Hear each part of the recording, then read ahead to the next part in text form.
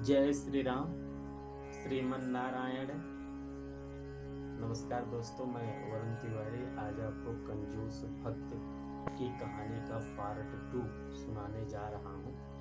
उस कहानी को हमने यहाँ पे छोड़ा था कि भगवान चन्ना लाल के घर आ जाते हैं, जो एक ढेला चन्ना लाल ने संकल्प किया था भगवान को देने के लिए, यानी जो भगवान पंडे के रूप में थे उन्हीं के देने के लिए जो चन्ना लाल ने प्रतिज्ञा की थी, उसी को लेने के लिए भगवान नारायण उनके घर आ जाते हैं। तो सेठाइन अंदर जाती है तो सेठाइन कहती है कि कोई बाहर आया है। तो चन्ना लाल पूछते हैं कि कौन है भाग्यवान, बताओ। तो सेठाइन बताती है कोई पंडा आए हैं, तुम वहाँ गए थे स्नान करने के लिए और तुमने एक ढेला उन्हें दान देने के लिए मान के आए हो। तो चन्ना लाल सुनते ही बोले, अरे राम राम, वो घर भी पहुंच गए। तो बोली हाँ, घर पे पहुंचे हैं और कह रहे हैं कि सेठ जी को बाहर बुलाओ। सेठ जी ने एक ढेला मुझे संकल्प किया है दान देने के लिए, मैं वही लेने आया हूँ। तो चन्ना लाल अपनी पत्नी से बोलते हैं, जाके पंडित जी को कह दो कि मैं बीमार हूँ, जब मैं ठीक हो जाऊंगा तब आए। तो उनकी पत्नी जाती है पंडा के पास, कहती हैं कि अभी सेठ जी बीमार हैं, गंगा जी से स्नान करके आए हैं, उनकी तबीयत खराब हो गई है, ऐसा आप करिए, आप पंडित जी 2-3 दिन बाद आ जाइए। तो भगवान कहते हैं कोई बात नहीं, जो पंडित के रूप में भगवान है, कहते हैं कोई बात नहीं, अब जब यजमान की तबीयत खराब है तो मैं कहाँ जाऊँगा, अब मैं 2 दिन 3 दिन यहीं रहूँगा, यजमान को भी देखूँगा, जब वो ठीक हो जाएंगे तभी मैं एक ढेला लेके जाऊँगा। तो आती है सेठाइन अंदर, तो पूछते हैं क्या हुआ सेठ जी। तो सेठाइन बोलती हैं कि अरे क्या होना है, जब मैं उन्हें बताई कि आपकी तबीयत खराब है, आप 2-3 दिनों में जब ठीक हो जाएंगे तो उनका एक ढेला वापस आप करेंगे, उनको जो संकल्प किया है वो आप देंगे उन्हें। तो कहते हैं कि मैं भी 2-3 दिन यहीं पे रह जाऊंगा और आराम से यजमान की तबीयत का भी ध्यान रखूंगा, और जब ठीक हो जाएंगे तब मैं लेके जाऊंगा। तो चन्ना लाल सुनते ही कहते हैं, अरे राम राम, मैं क्या करूं, मैं इससे किससे पीछा छुड़ाऊं। तो कुछ देर बाद चन्ना लाल बोलते हैं, जाके उनसे कह दो कि सेठ जी की तबीयत इतनी खराब हो गई, अचानक से मर गए। तो सेठाइन आती है, कहती है कि पंडित जी, बात ऐसा है कि सेठ जी की तबीयत अचानक खराब हो गई और सेठ जी की मृत्यु हो गई।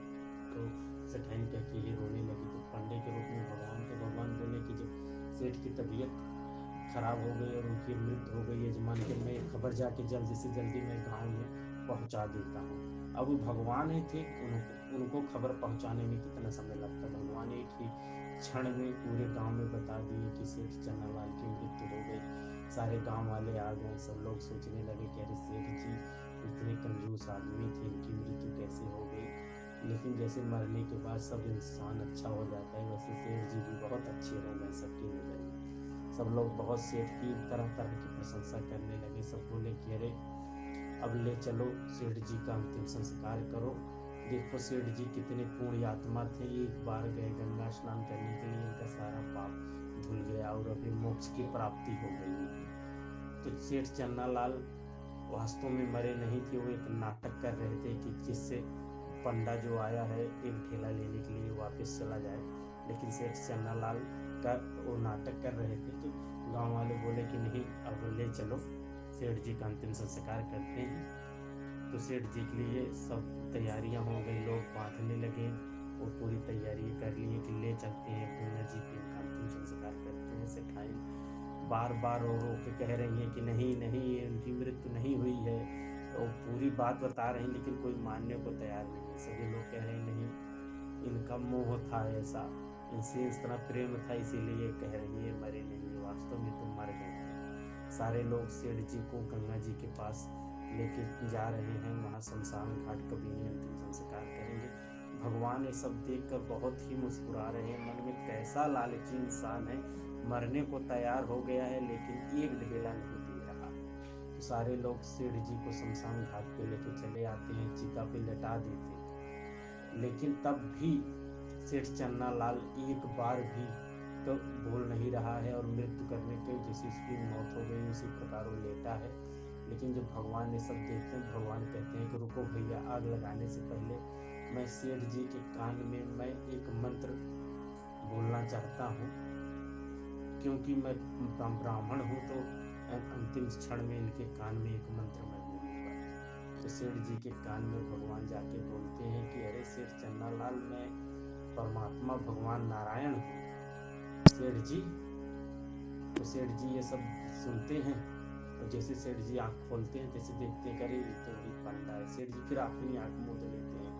तो भगवान ये देख कर बहुत मुस्कुराते हैं। भगवान कहते हैं सोचो कैसा इंसान है कि मैं कह रहा हूँ तब भी जैसे सेठ जी आंखें खोल के देखते हैं तो पंडा है, और जैसे भगवान कान में कहते हैं कि मैं नारायण हूँ, तो सेठ जी यही सुन के अपनी आंखें खोलते हैं तो सामने देखते हैं पंडा है। तो पंडे को देखकर सेठ जी फिर अपनी आंखें बंद कर लेते हैं।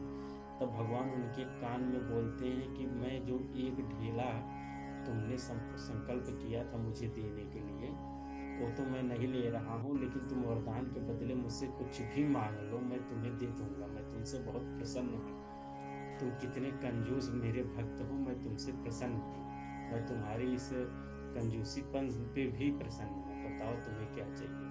तब सेठ जी आंख मूंदी ही मूंदे बोलते हैं कि बस आप इतनी कृपा कर दीजिए, वही एक ढेला जो मैंने संकल्प किया था वही मेरा छोड़ दीजिए। भगवान मुस्कुरा के और वहाँ से उनका एक ढेला सेठ जी के कान में कहते हैं कि मैंने छोड़ दिया सेठ जी, अब आप उड़ जाओ, मैं जा रहा हूँ। भगवान वहाँ से अंतर ध्यान हो जाते हैं। सेठ चन्नालाल जब अपनी आंखें खोलते हैं तो वहाँ कोई पंडा नहीं था। तो सेठ जी तो गाँव वालों से तो पूरी बात बताते हैं। सेठ जी अपनी आंखें खोलते हैं और चिता पर चढ़ के अपने घर चले आते हैं। ये कहानी आपको कैसी लगी आपको जरूर बताना। हमारे चैनल को लाइक करें, सब्सक्राइब करें और शेयर करें। जय श्री राम, श्री